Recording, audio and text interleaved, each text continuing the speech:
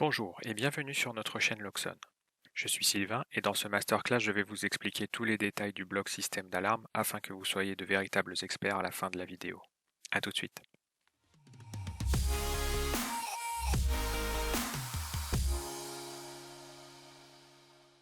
Alors nous allons commencer par ajouter le bloc que vous pouvez trouver dans Ajouter un bloc fonction dans l'onglet Mon projet, sous Surveillance, Système d'alarme.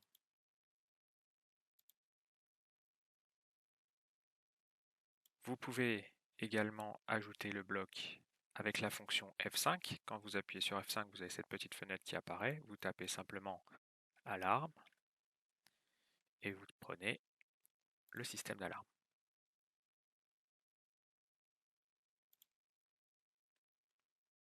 Alors quand on ajoute le bloc système d'alarme à votre feuille de programmation, vous avez cette fenêtre qui apparaît. Cette fenêtre vous permet de configurer déjà des sorties et des entrées sur le bloc. Comme je suis sur une mallette de démonstration, j'ai déjà des produits tri qui sont configurés, dont mon détecteur de mouvement. En fait, dans cette fenêtre, vous avez tous les produits de votre installation, tous les produits Loxon, qui peuvent être simplement configurés en cochant la case. Donc ici, je vais utiliser mon détecteur de mouvement, qui est sur ma mallette de démonstration. Je vais cocher la case, cliquer sur OK, et le bloc est enfin disponible sur notre page de configuration.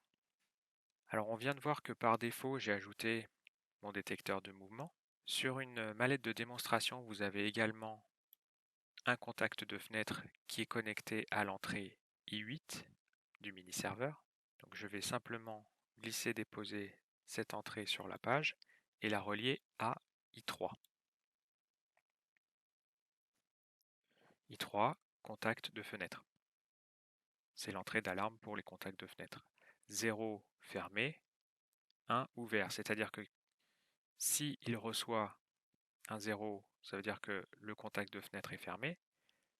Et s'il reçoit un 1, ça veut dire que le contact de fenêtre est ouvert. Mais le contact de fenêtre qui est relié sur l'entrée 8 est un contact normalement fermé. Donc nous allons être obligés d'inverser notre entrée I3 pour ne pas se faire piéger par le fait que notre contact est normalement fermé. Je peux dire par exemple que sur ma sortie Q1, j'ai une sirène d'alarme de brancher, donc sur mon relais, et cette sirène d'alarme, je vais aller la brancher sur une des sorties d'alarme de mon bloc. Alors, les sorties du bloc, vous avez la sortie AQ qui indique l'état du bloc, à savoir si la sortie donne un 0, l'alarme est désarmée. Si la sortie donne un 1, l'alarme est armée avec les détecteurs de mouvement. Si la sortie donne un 2, elle est armée sans les détecteurs de mouvement. Q1, qui est notre sortie d'alarme silencieuse, devient actif après la durée D1, donc ça je vais vous l'expliquer tout à l'heure en cas d'alarme. Donc si l'alarme est armée et qu'elle est déclenchée soit par le contact de fenêtre, soit par le détecteur de mouvement, eh bien Q1 va s'activer pour l'alarme silencieuse et Q2 après le délai D2 sera l'alarme sonore. Donc je vais brancher ma sirène d'alarme sur l'alarme sonore. Nous avons ici une configuration toute simple mais qui est déjà fonctionnelle. Si on avait des détecteurs de mouvement reliés sur les entrées numériques, on les relierait sur l'entrée I1, entrée d'alarme pour les détecteurs de mouvement. Comme nous avons un détecteur de mouvement tri, comme je vous ai dit tout à l'heure, il est directement intégré dans le bloc. Il suffit juste de cocher la case pour le prendre en compte. Je vais enregistrer cette petite configuration dans notre mini-serveur et on va voir ensemble ce que ça donne dans l'interface utilisateur. Alors pour vous montrer l'interface utilisateur, j'utilise l'application de bureau que vous pouvez télécharger sur notre site. Je fais ajouter un mini-serveur, rechercher. Je trouve ma valise et je me connecte avec admin et admin par défaut, qui sont des mots de passe qu'il ne faut pas utiliser bien sûr sur les projets de vos clients. Ce sont des mots de passe qui ne sont pas sécurisés. Alors, nous avons donc notre pièce centrale avec notre système d'alarme. L'interface du système d'alarme, elle est très simple. Vous avez votre historique des alertes qui va montrer tous les précédents déclenchements d'alarme. Vous avez la possibilité d'armer l'alarme immédiatement. Et vous voyez ici que cela requiert le mot de passe de visualisation. Alors, je n'ai pas créé de mot de passe de visualisation, donc on va regarder ce qui se passe. Si je clique sur valider, il ne se passe rien, donc je ne peux que annuler. Je retourne dans l'Oxon Config, je vais sur mon utilisateur admin et je vais dans mot de passe de visualisation et j'ajoute un mot de passe tout simple 1, 2, 3, 4 1, 2, 3, 4. Surtout, ne faites pas ça chez vos clients. C'est juste à titre démonstratif ici. Accepter et j'enregistre dans mon mini-serveur. J'attends que mon mini-serveur redémarre. Et je recommence. Centrale, système d'alarme, armé, mot de passe de visualisation 1, 2, 3, 4. Validé. Et mon alarme est armée. Vous avez ici l'information. J'ai le choix, grâce à ce bouton, d'armer l'alarme avec les détecteurs de présence, donc quand je m'en vais de la maison,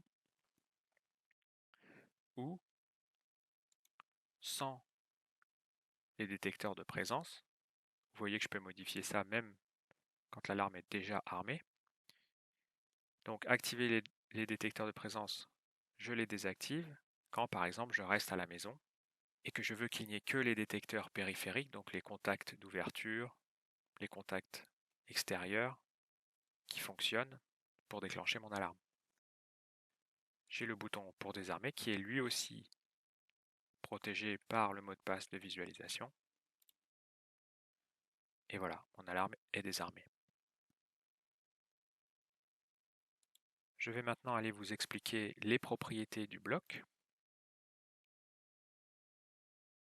Donc on retrouve les propriétés générales, le nom du bloc, la description, le texte d'indication donc.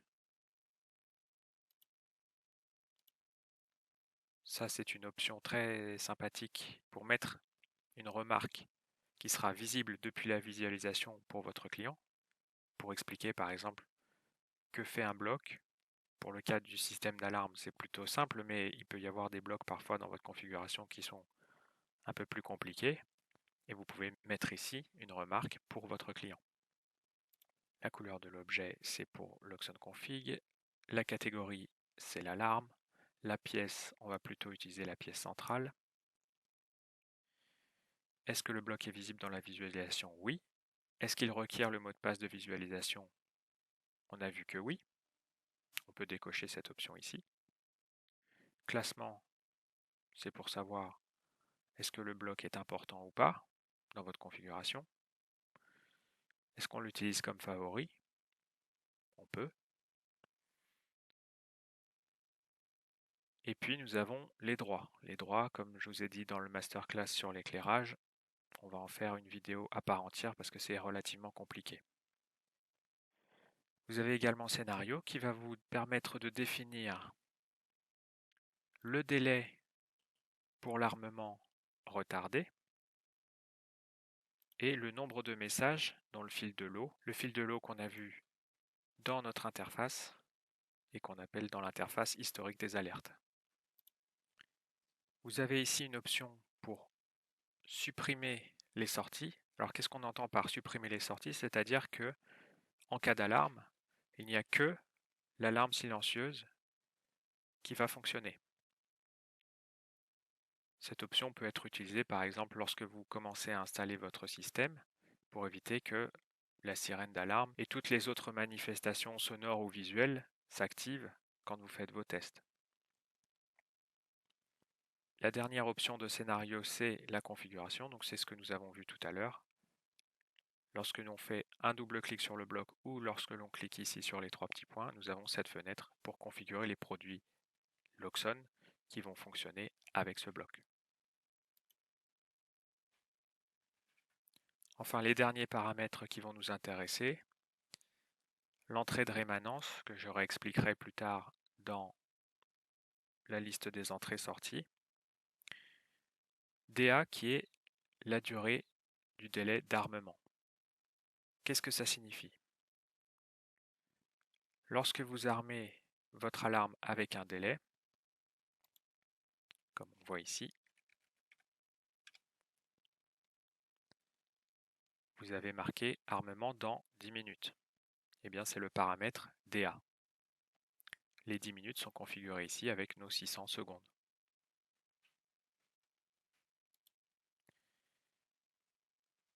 Délai avant l'activation de l'alarme silencieuse. Donc, quand notre alarme est armée, si elle est déclenchée, eh bien, voilà le délai pour lancer l'alarme silencieuse. Donc, on voit ici que, comme il y a un 0, l'alarme silencieuse se déclenche immédiatement. Le délai avant l'activation de l'alarme sonore, c'est 20 secondes. Donc, ça nous laisse 20 secondes en cas de fausse alarme pour désactiver l'alarme. Le délai de l'alarme visuelle, 40 secondes. Le délai avant l'activation de l'alarme interne, 90 secondes, etc., etc. Vous avez comme ça 6 délais que vous pouvez configurer comme vous le souhaitez. Le paramètre TI, je vous l'expliquerai tout à l'heure. Le paramètre T2, le temps d'attente entre deux détecteurs de mouvement, durée pendant laquelle un deuxième détecteur doit être déclenché pour que l'alarme se déclenche. Ça, c'est pour éviter les fausses alarmes. C'est-à-dire que si vous avez un détecteur qui a tendance à être très sensible et qui a tendance à s'activer pour rien, on va attendre l'activation d'un deuxième détecteur pour déclencher notre alarme. S'il n'y a pas un deuxième détecteur qui se déclenche dans la durée qui est spécifiée ici, votre alarme ne se lance pas. TM, je vous l'expliquerai tout à l'heure.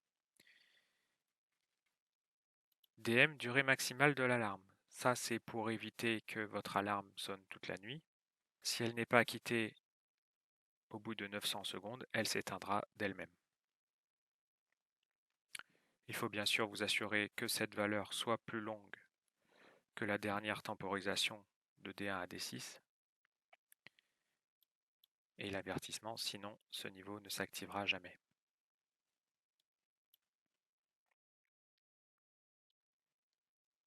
CA, acquittement automatique de l'alarme, défini lorsqu'une durée d'alarme est définie, paramètre DM qu'on vient de voir, si Q1 doit aussi s'acquitter ou non, Q1 étant l'alarme silencieuse.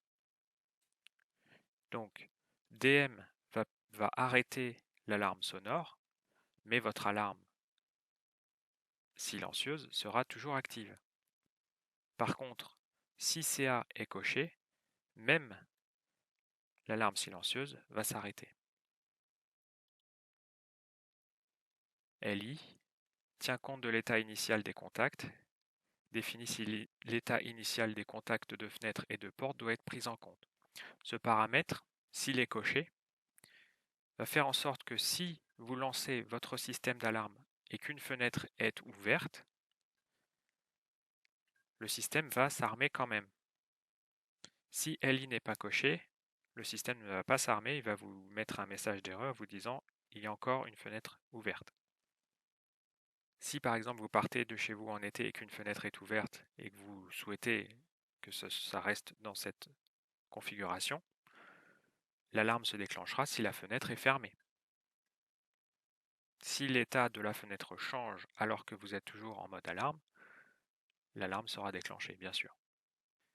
Voilà, avec tout ceci, on a vu une configuration du système d'alarme, la liste des entrées-sorties visibles, le résultat dans l'interface utilisateur et les propriétés du bloc. Avec tout ça, vous avez une connaissance simple de ce bloc et vous êtes déjà paré pour faire vos premières programmations. Nous allons maintenant entrer dans une partie plus compliquée et avancée de cette vidéo. Nous allons voir une configuration avancée avec l'utilisation des blocs éclairage et musique, et puis les entrées et les sorties en détail dans la documentation interne du bloc. A tout de suite. Très bien, passons maintenant à la partie un peu plus avancée de cette vidéo. Alors, pour une configuration plus avancée, je vais créer un music server que je vais ajouter en utilisant ajouter un appareil réseau. Et j'ai déjà créé moi un music server 4 zones. Je glisse et dépose une zone de mon serveur et je vais également ajouter un contrôleur d'éclairage. Vous voyez que ces deux blocs ont une entrée A chacun, qui est en fait une entrée d'activation d'alarme. Si on, les lumières clignotent à la luminosité fournie par le paramètre BA, et dans le cas de la zone audio, active l'alarme sonore, le volume est défini par le paramètre VA. Alors je pourrais simplement prendre mes sorties Q2, Q3, etc., alarme sonore et les relier aux différentes entrées A de chacun des blocs, mais il y a un moyen beaucoup plus simple, c'est de double-cliquer sur le bloc alarme et de simplement cocher les cases sorties de mes deux blocs que vous retrouvez ici, zone audio, contrôleur d'éclairage. Ceci permet d'éviter d'avoir des lignes de configuration partout sur vos feuilles de configuration. Et on voit ici le nom du bloc, la pièce dans laquelle le bloc est utilisé, le type de pièce, la catégorie audio éclairage pour mes deux blocs, le type d'objet, si jamais vous avez renommé vos blocs, vous savez ici que là c'est un Music Server Zone et là c'est un contrôleur d'éclairage V2, le lieu d'installation si vous l'avez configuré, et puis surtout le plus important, à quel niveau de l'alarme le bloc est utilisé, ou du moins les sorties de ce bloc sont utilisées. Alors on voit que pour la zone audio, bien sûr, c'est l'alarme sonore, et pour le contrôleur d'éclairage, bien sûr, c'est l'alarme visuelle.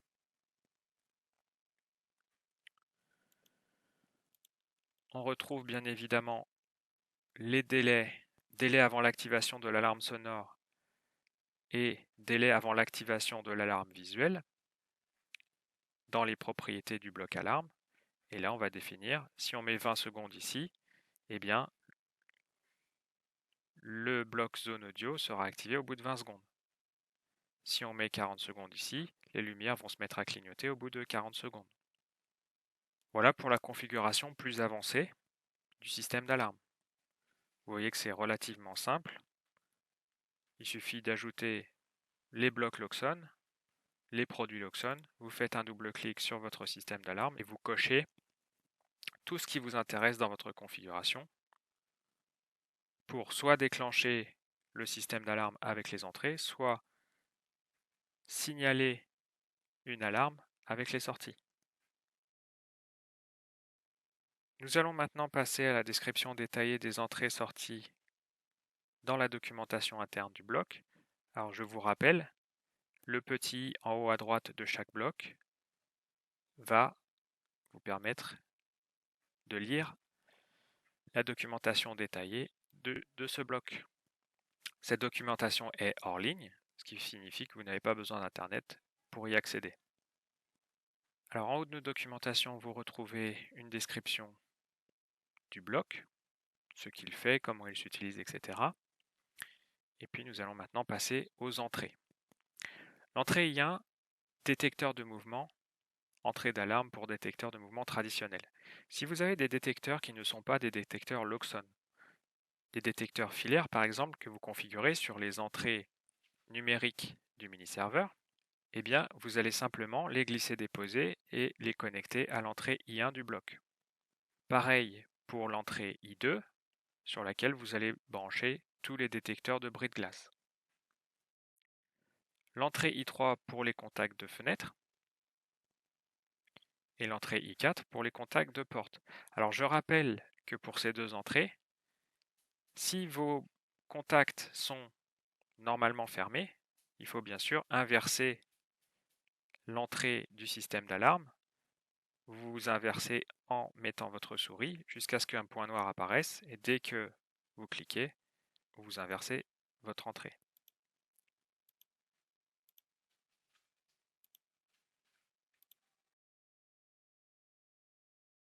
Nous avons prévu une entrée I5 pour tout autre capteur que vous souhaitez ajouter à votre système d'alarme. Et puis maintenant, nous passons aux entrées d'armement. Alors TR, trigger alarme, le système d'alarme est armé ou désarmé via une impulsion. Les détecteurs de mouvement sont pris en compte. Cette entrée va armer si le système d'alarme est désarmé ou désarmer si le système d'alarme est armé, votre système d'alarme. TRNM, trigger alarme nuit, le système d'alarme est armé ou désarmé via une impulsion, les détecteurs de mouvement ne sont pas pris en compte.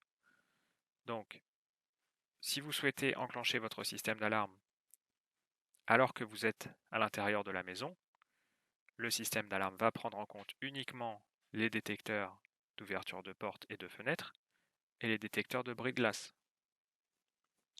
Et les détecteurs, bien sûr, branchés sur l'entrée T5. VA et VNM, même principe, sauf que l'armement s'effectue après un délai. Le délai d'armement est défini par le paramètre DA, que nous verrons plus tard. L'entrée reset désarme et acquitte le système d'alarme. L'entrée C ne fait que acquitter, c'est-à-dire qu'il va désactiver l'alarme en cours, mais l'alarme reste armée. Donc si un détecteur vient s'activer, une nouvelle alarme sera déclenchée. Donc acquittement, l'alarme actuelle et les sorties Q1 à Q6 sont désactivées. L'alarme reste armée, mais elle se déclenchera à nouveau quand un détecteur s'activera.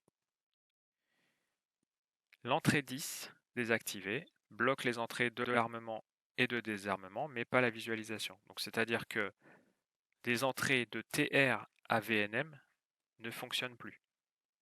Et vous pouvez toujours activer votre alarme depuis l'application. Voyons les sorties maintenant. Alors, nous avons la sortie AQ, qui est la sortie d'état de notre bloc. Dans quel état est l'alarme? Nous avons trois valeurs. 0 signifie que l'alarme est désarmée. 1 signifie que l'alarme est armée avec les détecteurs de mouvement. 2 signifie qu'elle est armée sans les détecteurs de mouvement. Nous avons toutes nos sorties d'alarme, donc de Q1 à Q6. Alarme silencieuse devient actif après la durée D1. Alarme sonore après la durée D2. Les musiques serveur zone choisies jouent l'alarme sonore. Alarme visuelle devient actif après la durée D3. Les contrôleurs d'éclairage sélectionnés sont utilisés en mode alarme. Et tous les stores sélectionnés remontent. En alarme visuelle, effectivement, le principe c'est de rendre votre maison transparente. Donc en cas d'alarme, les stores sélectionnés remontent et les éclairages clignotent.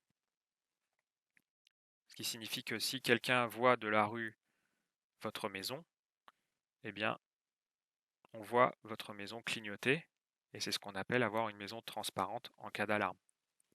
Ça permet à vos voisins, par exemple, de voir qu'il y a un problème et d'appeler les secours. Alarme interne, alarme externe, alarme distante sont des sorties que vous pouvez utiliser.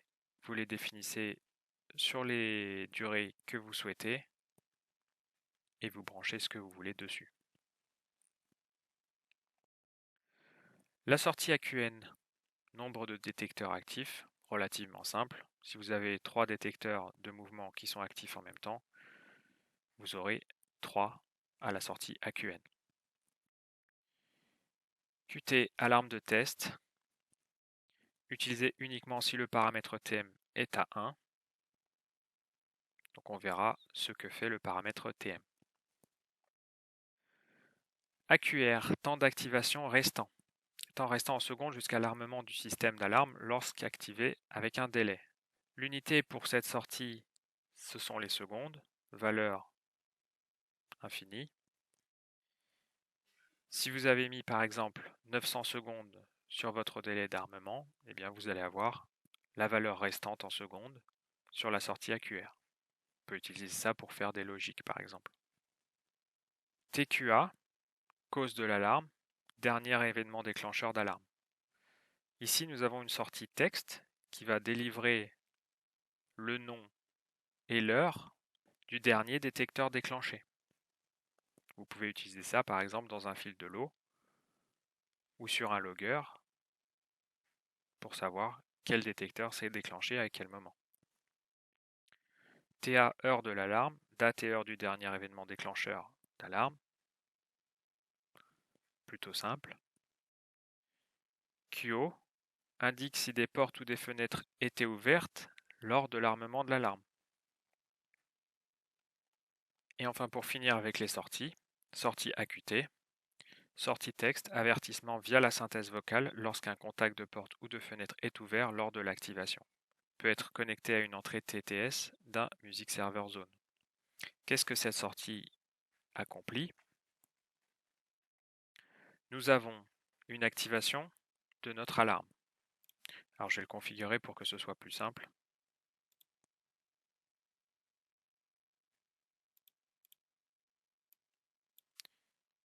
Je branche un bouton poussoir par exemple sur l'entrée d'activation directe.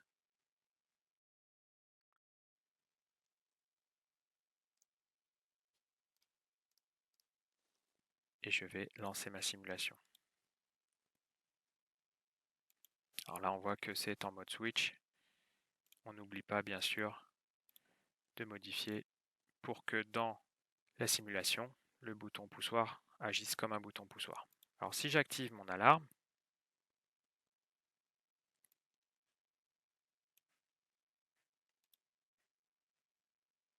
on voit ici un message d'erreur. Je vais zoomer. Attention, contact de fenêtre est encore ouverte. Alors c'est pas très français. Ce sera corrigé dans les prochaines mises à jour. Mais votre système vous indique qu'il y a une entrée qui est encore ouverte alors que vous lancez votre système d'alarme. Et ça peut être envoyé sur le text-to-speech de notre bloc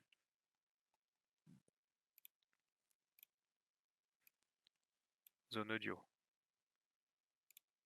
Nous avons notre entrée text-to-speech et il nous suffit de relier AQT à TTS pour que dans la zone sélectionnée, vous ayez l'envoi du message qui est apparu.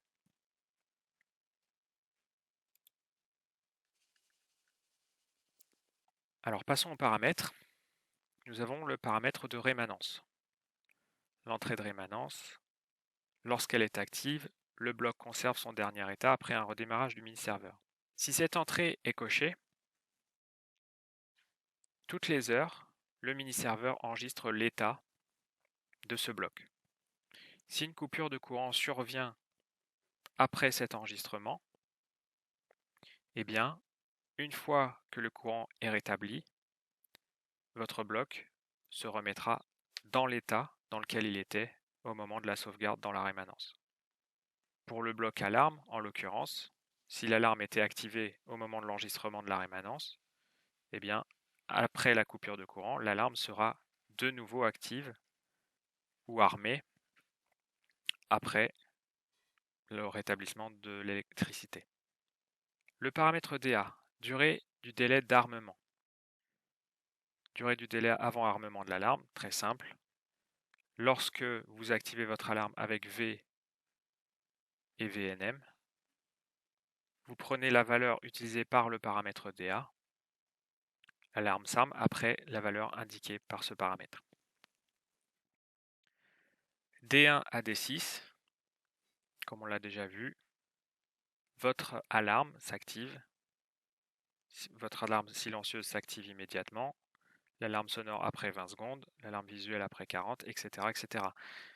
Ces valeurs sont librement configurables, donc vous choisissez quand vous le souhaitez, à quel moment l'alarme sonore, l'alarme visuelle ou l'alarme interne s'active à partir du moment où un détecteur a déclenché l'alarme. Le paramètre TI, durée du maintien de l'impulsion d'entrée, définit la durée permettant de rallonger la longueur maximum des impulsions sur les entrées. Cet allongement est utilisé pour le traitement des capteurs activés simultanément. 0, pas d'allongement. Si vous avez par exemple un capteur qui est vraiment une impulsion très rapide et que vous souhaitez avoir un temps un peu plus long pour que le système d'alarme le prenne bien en compte, eh bien vous utilisez ce paramètre pour par exemple passer un détecteur de 0,5 secondes à 1 seconde 5 par exemple. Vous avez également T2, temps d'attente entre deux détecteurs de mouvement. Comme je vous ai dit tout à l'heure, durée pendant laquelle un second détecteur doit être déclenché pour que l'alarme se déclenche. Ce paramètre-là est utilisé pour éviter les fausses alarmes. Si vous avez par exemple un détecteur extérieur et que, par exemple, il y a des écureuils ou des animaux qui passent souvent devant votre détecteur, il faut qu'il y ait un deuxième détecteur qui s'active dans la durée T2 pour que l'alarme soit vraiment déclenchée. Donc si vous avez un détecteur qui s'active et que dans les 900 secondes, un deuxième détecteur de la maison s'active, ça veut vraiment dire qu'il y a une intrusion et donc à ce moment-là, l'alarme se déclenche. Si un seul détecteur de mouvement est utilisé, ce paramètre n'a aucune influence et l'alarme se déclenche immédiatement. Très simple. 0, cette fonction ne sera pas utilisée. Même un seul détecteur de mouvement déclenche déjà une alarme. TM, le mode test. Lorsque on, seule la sortie Qt test alarme sera activée. Donc ça c'est pour quand vous êtes sur votre chantier. Vous voulez lancer votre alarme et la tester sans déclencher les sirènes, les musiques serveurs et compagnie. Vous utilisez TM. Vous activez TM et lorsque on, seule la sortie Qt test alarme sera activée. Plutôt simple aussi. DM, durée maximum de l'alarme, j'en ai déjà parlé. CA, acquittement automatique de l'alarme, c'est pareil, j'en ai déjà parlé. LI, état des contacts d'ouverture, tient compte de l'état initial des contacts, définit si l'état initial des contacts de fenêtre et de porte doit être pris en compte. Si LI égale 1, l'alarme peut être lancée même si une fenêtre ou une porte est ouverte. L'alarme ne sera pas déclenchée jusqu'à ce que l'état d'une des fenêtres change, ce qui signifie vraiment que si l'alarme est activée alors qu'une fenêtre est ouverte, si quelqu'un ferme cette fenêtre, eh bien l'alarme sera déclenchée. Pour ce qui est des propriétés, nous les avons vues ensemble tout à l'heure. Je remarque cependant que j'ai dû vous dire une ânerie par rapport au délai après démarrage. Délai après démarrage, on voit ici temporisation avant l'armement de l'alarme après redémarrage du mini-serveur. Une valeur inférieure à 10 peut conduire à de fausses alarmes lors du redémarrage du mini-serveur. Ne fonctionne que si la rémanence est activée. Donc si votre entrée de rémanence est activée et que vous avez un délai supérieur à 10 secondes, eh bien vous n'aurez pas de fausses alarmes après un redémarrage du mini-serveur. Cette propriété est donc là pour cela. Nombre de messages dans le fil de l'eau, c'est ce qu'on a vu tout à l'heure avec la visualisation. Suppression des sorties pour annuler les sorties, tout ça on l'a vu. Quand on fait un double-clic sur le bloc, on peut configurer les entrées et les sorties des blocs suivants et des produits suivants. Détecteur de fumée air, capteur d'inondation air, musique serveur zone, contrôleur d'éclairage, contrôleur de store. Et on a également les détecteurs de mouvement, et je crois que c'est tout. Voilà, si vous avez suivi cette vidéo jusqu'ici, vous êtes maintenant un expert du système d'alarme. Cela reste un système relativement simple, mais n'hésitez pas à nous faire part de vos commentaires, remarques ou messages d'encouragement. C'est toujours bon à prendre. Si vous avez des questions également, vous pouvez utiliser les commentaires sous la vidéo. J'espère que ce masterclass vous a été utile et qu'il vous a plu. Je vous retrouve dans une prochaine vidéo et d'ici là, prenez soin de vous. À bientôt!